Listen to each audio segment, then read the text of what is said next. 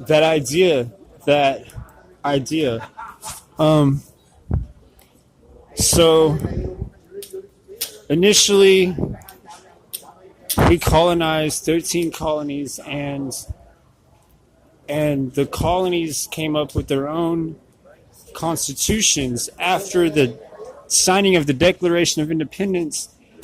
The colonies actually already had constitutions, but now they weren't colonies. They were states of America, not British colonies, states of America. And so there was the issue that most of the states of America and their constitutions had legislative supremacy.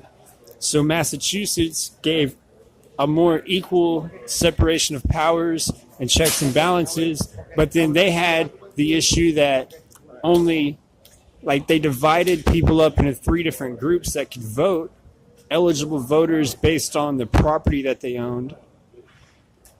So then we took it a step further and we brought it to where it is now, where, I mean, today in America, men and women can vote. People from all nationalities can vote as long as they're American citizens, I believe. Let's see. So it still seems like the top-down form, like we are a representative government, so we as people have a right to govern, but we've got it where it's top-down, like we elect officials to govern over us. But maybe the next step in the American Revolution is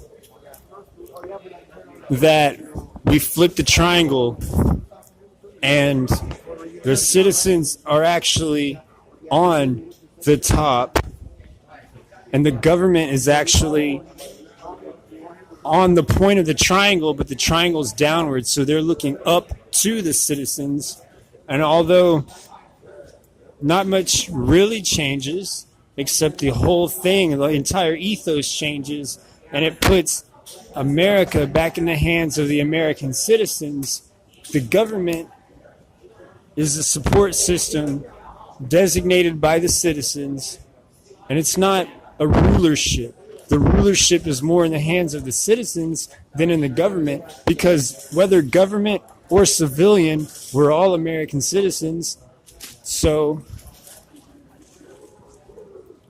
when you give them the government power, it is a form of support. However, their power is not just to be trampled on, because their power is